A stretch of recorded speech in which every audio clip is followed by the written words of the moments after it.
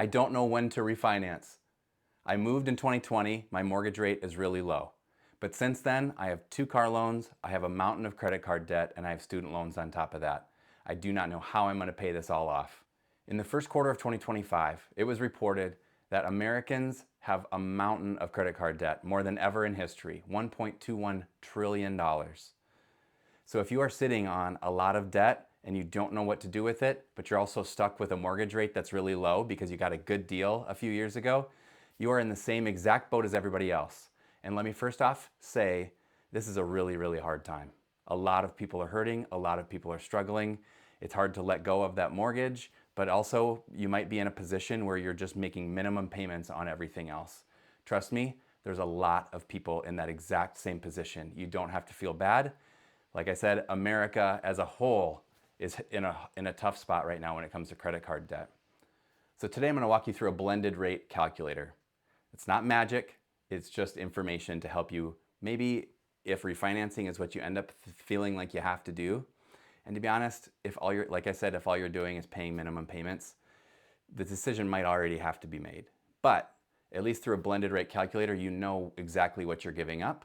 And sometimes you might be surprised, you're maybe not giving up that much, because even though maybe you're paying a really low rate on your mortgage, the number of payments you have elsewhere and the higher interest on all of those things all blend together into one single rate that you can kind of look at and say, you know what, my blended rate is above 7 right now.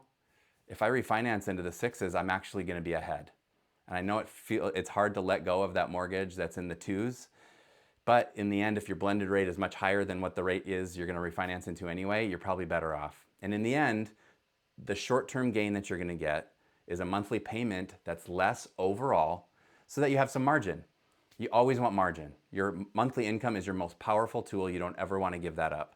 And so margin in your monthly payment is going to help you. Maybe you put more of that money per month toward the overall loan and bring that down over time. You can do whatever you want with it. You can invest it. And so at some point, it's just good to make the smart decision now and get your overall monthly payments lower so that you actually have some margin to be able to do some things. Now, when I say blended rate, what that means is that it's one rate that represents all of your other debts with all of their different rates, with all of their different balances, and it mixes them all together and creates one single rate that represents your whole situation. That one blended rate is a weighted rate, meaning it gives extra weight to your mortgage because that balance is higher. But the balance of a higher loan with a lower rate is going to weigh favorably toward the blended rate, whereas maybe a credit card that has a high rate but a lower balance, it's also going to be weighted, but it's not going to be weighted quite as much because the balance isn't as high, but their interest rate's higher. So all of those pieces work together to create this one single rate. And that's why it's helpful for you to know what your blended rate is on all of your debts, because it helps you understand how much interest you're paying every year. And at the end of the day, paying the least amount of interest over time is the magic answer to keeping all of the hard-earned money that you've made. And so this video is going to talk to you about what it looks like to have a blended rate and how do I make a decision from that. All right, so let's walk through what a blended rate calculation looks like.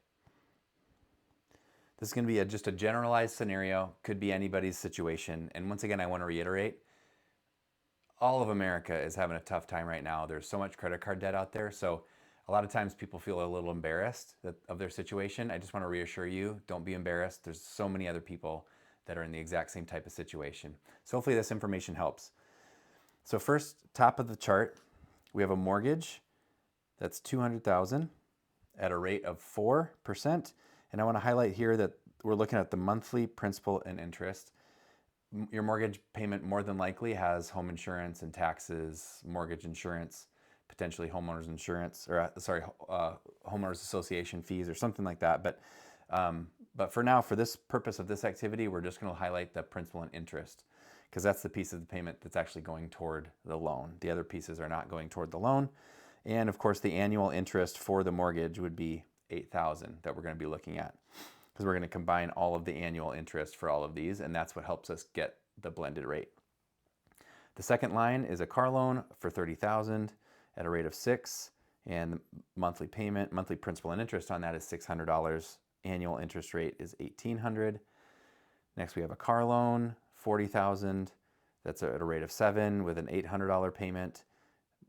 Annual interest is $2,800. Home equity line of credit, that HELOC, if you don't know what that term means, it's essentially, instead of a credit card, people can use their home equity to make a line of credit that they can put things against. It's probably something for another video, but quick and easy answer is that it's a line of credit against your house. Balance for that, let's just say 50,000. Average general rate these days could be around 7.5. That goes up and down all the time. Principal and interest, those are typically an interest-only loan, so that would be $300 a month for a total of $3,750 for the year. And then we have just a few credit cards that could potentially be maxed out, we're assuming. So we have one that's $20,000, one that's $15,000, one that's $10,000. I chose rates of 21 just because that's kind of the average, national average for interest rate for credit cards. You could be less, you could be more than that.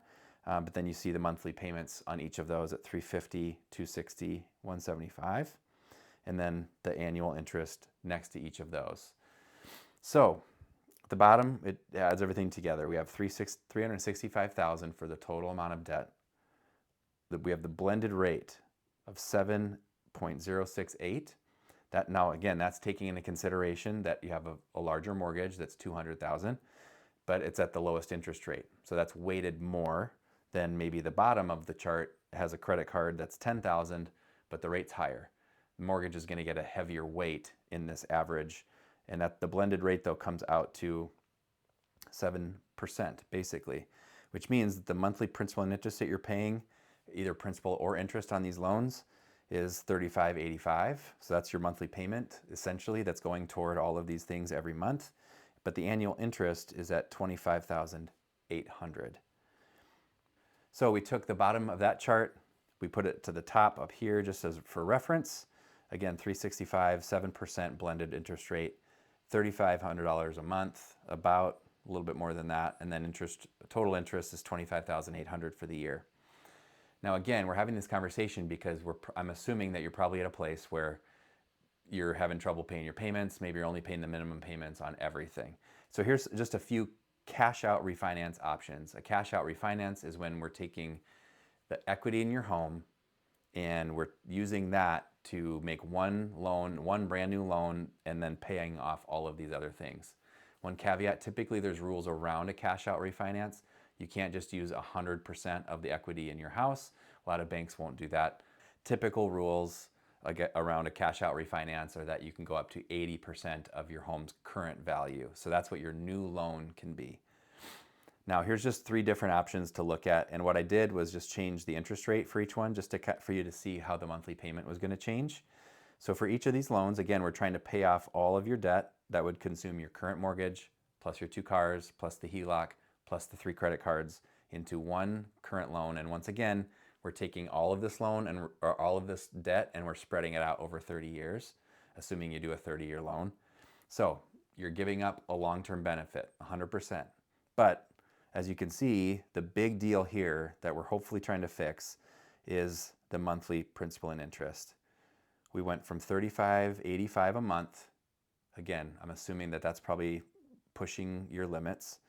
And we're turning that either into $2,053 a month, $1,900, or $1,825, depending on which interest rate you're able to get. And so I just put that in there for as example. If you were able to get 6.75 compared to 6.25 compared to 6 even, that just shows you how much different each monthly payment is.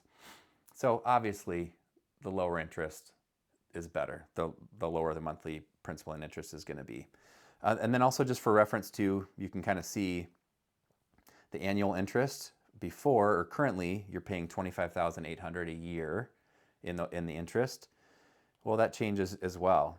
You know, it goes down a little bit if you get a new loan at 6.75, which is good, which makes sense. Your current blended interest rate is 7%. If you're saving 0.25%, your annual interest is not going to go down a ton, but your monthly principal and interest does. It's going down by about $1,500. So that's really where the savings is.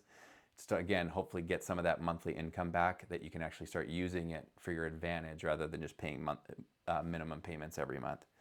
And then again, obviously, if you are paying less interest per month, the annual interest is going to go down with each of those notches as well. But again, every one of these steps, hopefully at the end, this just helps show you what exactly you're doing if you need to refinance. Because sometimes it's just a little scary to feel like you're giving up such a good deal on your home. But if you're paying if your monthly income is taken every month before you even spend it, you're kind of at a place where you might need to. But at least it's good to know kind of what you're giving up. And maybe getting a rate of 6.75 on a cash out refinance maybe isn't the end of the world. And maybe it's not as bad as you think, and maybe in the end you're actually saving a little bit of money each month. And then hopefully long term you can figure some things out down the road and not have to pay this all the way through for 30 years. Once again, this is Chris. Thank you so much for stopping by my YouTube channel. Hopefully this information is helpful to you. Hopefully it is encouraging to you. Hopefully at the end of the day it helps you become a little bit more financially literate, intelligent, so you can make smarter decisions. Also, I'd love to have you like and subscribe the video. Please interact. Would love to see who's listening and if I'm helping anybody at all. We'll see you next time. Thanks again for stopping.